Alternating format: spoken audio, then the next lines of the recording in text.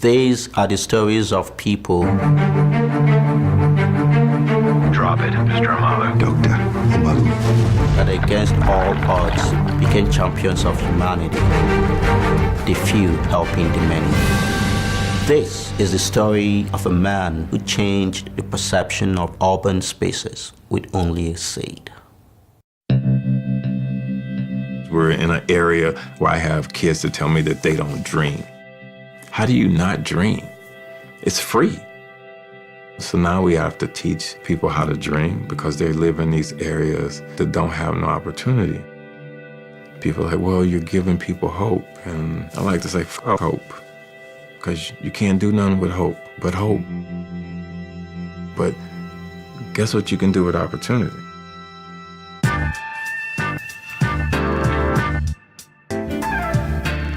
I'm Ron Finley. Some people call me the gangster gardener. Some people call me the renegade gardener. He's real, really real. He's a very kind man, and the man works hard. Good night. The depression of '08 hit my business really, really bad. I went to a grocery store in my neighborhood, and I'll never forget there was a tomato that says maybe coated with shellac. Shellac was the stuff we put on our wood in wood shop. And then I would go to other areas and see the difference. I'm like, okay, what's the difference? Why can't we have the same thing? And it just let me know that all of this was by design. And my whole thing was, okay, we need to change the design. And I thought to change it with my garden, start growing my own food. Parkway in Los Angeles is that strip of land right before you get to the street. So it's between the street and the sidewalk. You actually own it, but the city has jurisdiction over it. I originally got a citation once I put a garden out there. So for years, I just let it go. Trash, weeds, I didn't care. And I never got a citation. But as soon as I tried to beautify it, I got a warrant for my arrest. This time I'm like, I'm not taking it out. This is too positive of a thing. If you have a problem with it, why don't you try redesigning these communities where they uplift people rather than keep them down? And I figured it was time that this was changed because you didn't give a shit that this had trash and litter and dressers and toilets on it, but I beautify it and now you have a problem with it.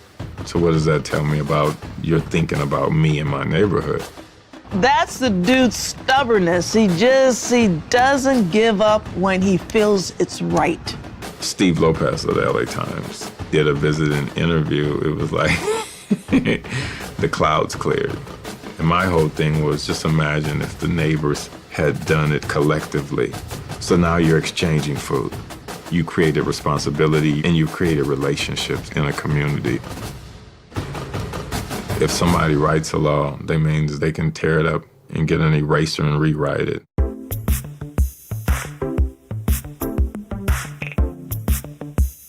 A gardener, that's gangster. Being educated, that's gangster. Building your community, that's gangster to me. So these are the kind of message to me that these people need to hear.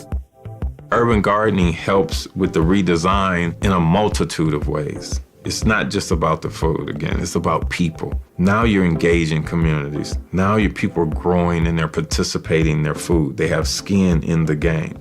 The air is better. You're changing the biodiversity of the soil in your neighborhood. You're bringing in pollinators. You're bringing in bees, butterflies, hummingbirds. You're changing the ecosystem when you put in a garden. We are part of the ecosystem, so that garden is changing us. And then the beauty factor. You get to walk out your door and experience nature every day. That's gonna change you.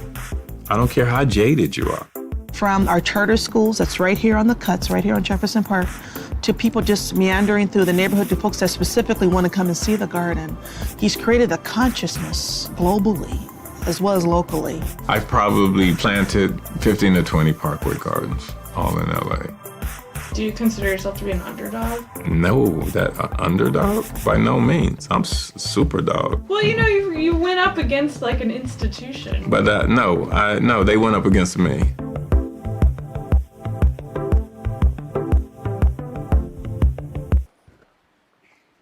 This is South Central. Liquor stores, fast food, vacant lots. So the city planners, they get together and they figure they're going to change the name South Central to make it represent something else. So they change it to South Los Angeles. Like this is going to fix what's really going wrong in the city. This is South Los Angeles. Liquor stores, fast food, vacant lots. Just like 26.5 million other Americans, I live in a food desert. South Central Los Angeles, home of the drive-through and the drive-by. Funny thing is, the drive-throughs are killing more people than the drive-by. People are dying from curable diseases in South Central Los Angeles. For instance, the obesity rate in my neighborhood is like 5 times higher than, say, Beverly Hills, which is like probably 8-10 miles away.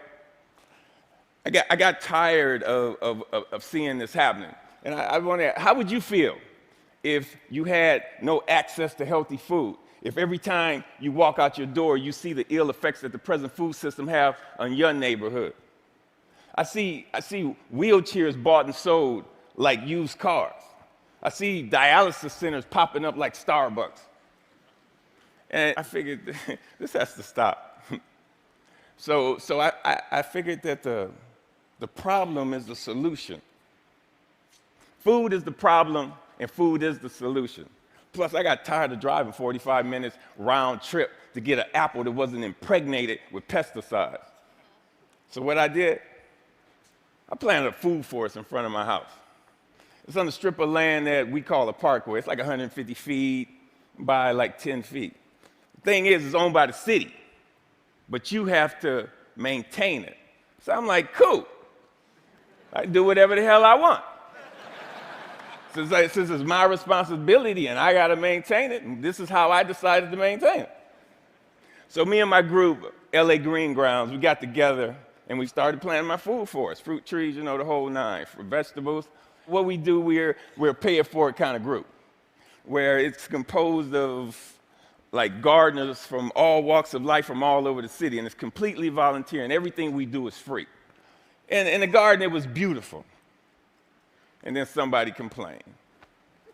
The city came down on me and basically gave me a citation saying that I had to remove my garden, which this citation would turn into a warrant. And I'm like, come on, really? A warrant for planting food on a piece of land that you could care less about?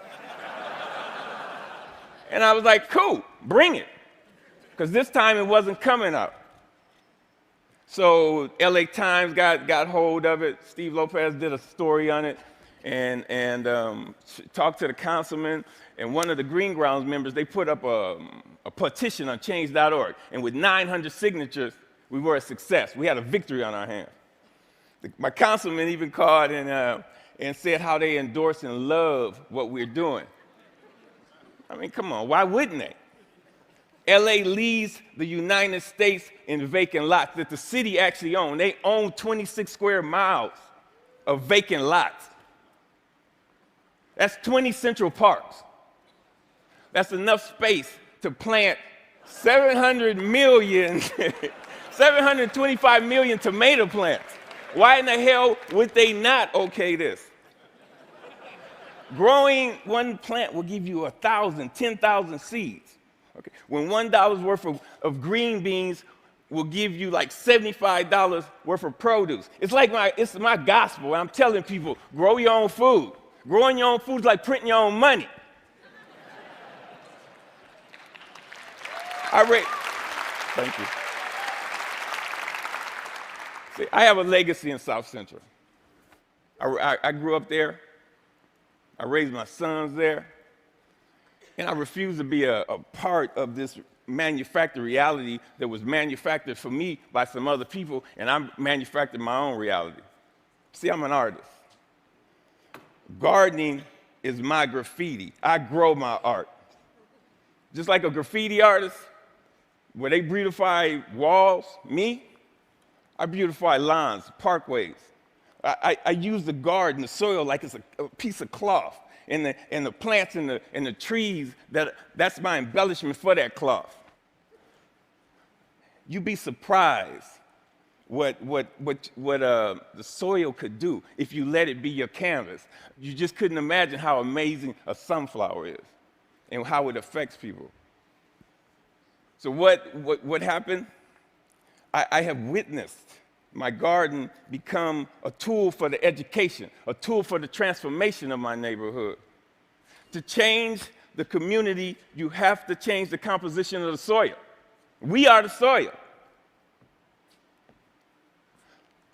You'd be surprised how kids are affected by this.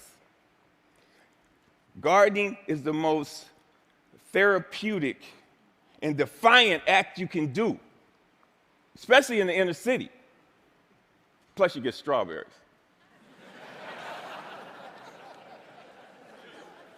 I remember this time, there was this mother and a daughter came. They were. It was like 10:30 at night, and they were in my yard.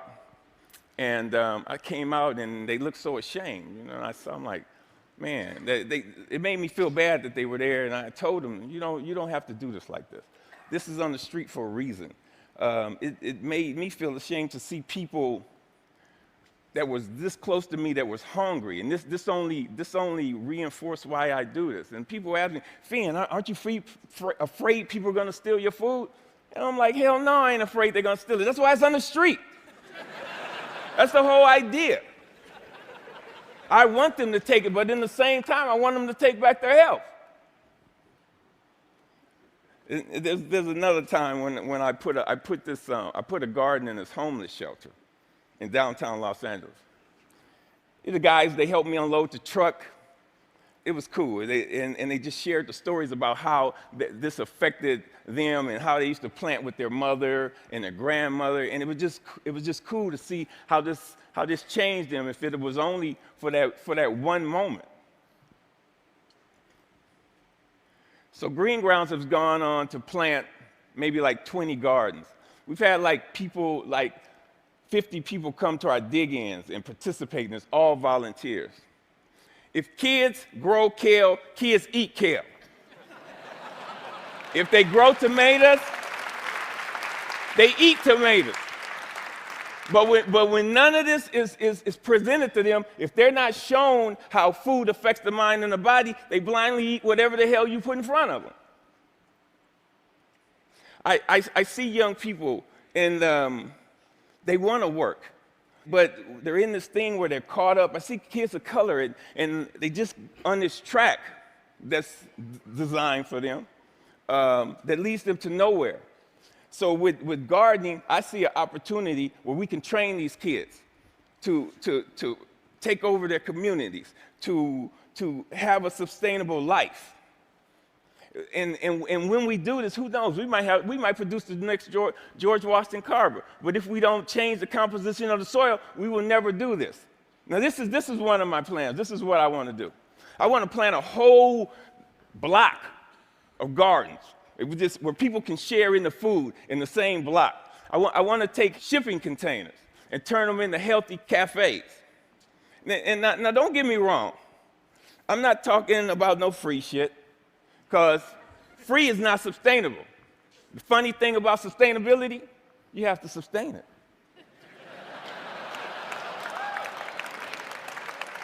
What I'm talking about is putting people to work and getting kids off the street and letting them know the joy, the pride, and the honor in growing your own food.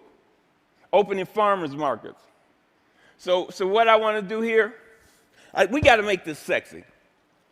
So I want us all to become ecolutionary, renegades, gangsters, gangster gardeners. We got to we got to flip the script on what a gangster is. If you ain't a gardener, you ain't gangster. Get gangster with your shovel, okay? And let that be your weapon of choice. So